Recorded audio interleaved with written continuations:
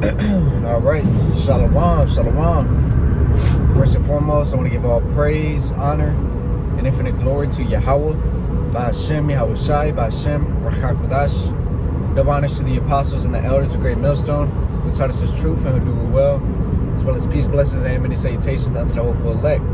Fellow brothers out there pushing this word in all truth and in all sincerity, they're giving their lives as a living sacrifice unto Yahweh, by Hashem, Yahweh Shai. Shalom as well to sincere believers in general, both men, women, and children. That Yahweh B'Shem Yahushai, B'Shem Rachakodash Barakatam. Lord willing, this be edifying, exhorting, and of good service unto you and yours. All right, and I was kind of pondering on some things last night, but one of the things that was really on my mind is these women, man. These women out here, and how we as men, all right, that are a part of this truth, part of this ministry, all right. We have an end goal in mind. You know, we have, you know, a task at hand, and we have, or tasks really, multiple things that we must handle. All right, and we have, you know, we have to have tunnel vision on the kingdom of heaven. Okay, we have to have that focus. And with that being said, you know, Apostle Paul spoke on it. You know, he said something roughly paraphrasing. You know, it'd be better just not to marry. You know, it'd be better to refrain from these women, to you know, not really get too caught up in dealing with them, man. You know, especially, and this was then, you know, where women still had some sort of decency about them. You know, there was, of course, promiscuous, down low, you know, thoughts. All right. But at the end of the day, we know that here in Babylon the Great, those things are intensified. You know, spiritual Egypt, spiritual Sodom, spiritual Babylon, right? I mean, Babylon the Great at the end of the day, but this place is all those places, all right? And our women, okay, have taken a hold to that. And many brothers will attest to this, but that the worst of the bunch really be the ones that call themselves daughters of Zion, that refer to themselves as, or acknowledge rather, to the fact that they are the actual Israelites, all right, that they are women of Yasharallah, right? You know, referring unto themselves as daughters of Sarah or Sarah, you know, which they may look the part with the head wrap, but inwardly, you know, their cup is still dirty, okay? Inwardly, their cup is still dirty, and you know, it's one of those things where it's just you can't really get a W on this side, man, with a lot of things, okay? We're under oppression on a massive scale. We're going through trials and tribulations, every brother facing their different demons and having to overcome through the spirit and power of Yahweh Shai, Shai, it being made possible that we're still here. But, you know, these women out here are through, man, you know? And I brought it out in one of my previous lessons earlier this week, in Ecclesiastes, the 7th chapter.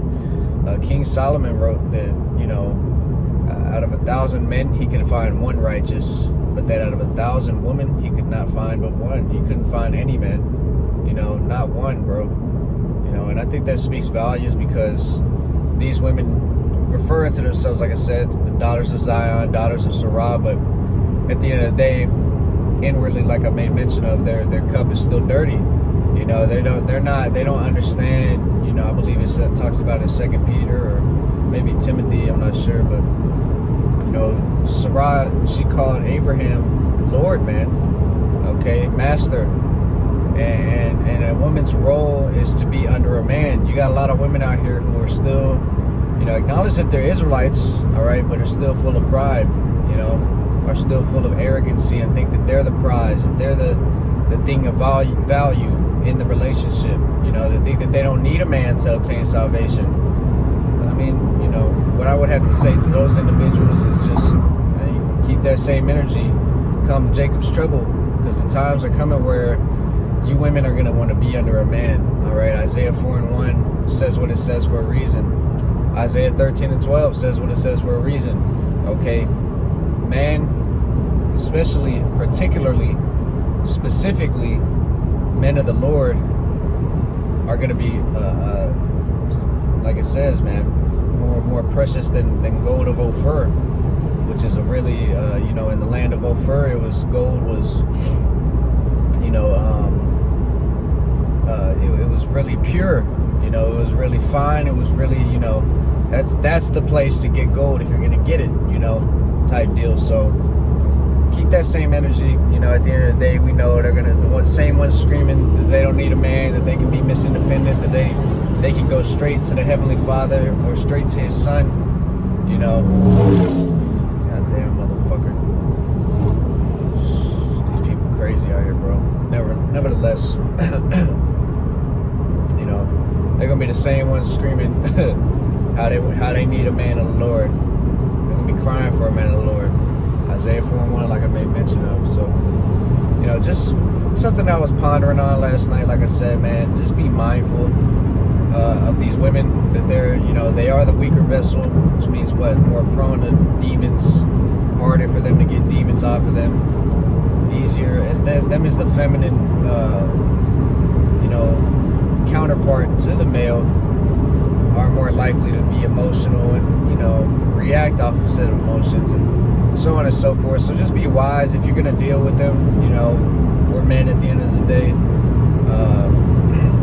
Just be wise, man. Know who you're dealing with. Peep the signs, peep the red flags, take heed. You know, don't get caught up with one of these, you know, one of these women out here, man. All right, because at the end of the day, none of them really in their right state of mind, man. You know, we can have one, you know, get a woman has more pros and cons, or, you know, does certain things in particular, you know, but at the end of the day, to get that full measure, you're not really going to find that on this side. So just some, you know, especially for the younger brothers who don't really have the experience in dealing with women, I just wanted to put that out there, that, you know, we got a goal in mind, like I said, man, and for us to give up everything on this side, women, you know, the money, the fame, whatever, you know, that we're going to receive it 100-fold on Yahweh Shai if we endure to the end. So keep that in mind. You know, it is a straight gate. It is difficult in more facets than one. So at the end of the day, man, Kol Haloyim La, Yahweh, Ba'asim Yahweh Shai, Ba'asim Kakodash. Again, double honors to the apostles and the elders of Great Millstone. Peace, blessings, many salutations unto the elect. Shalom.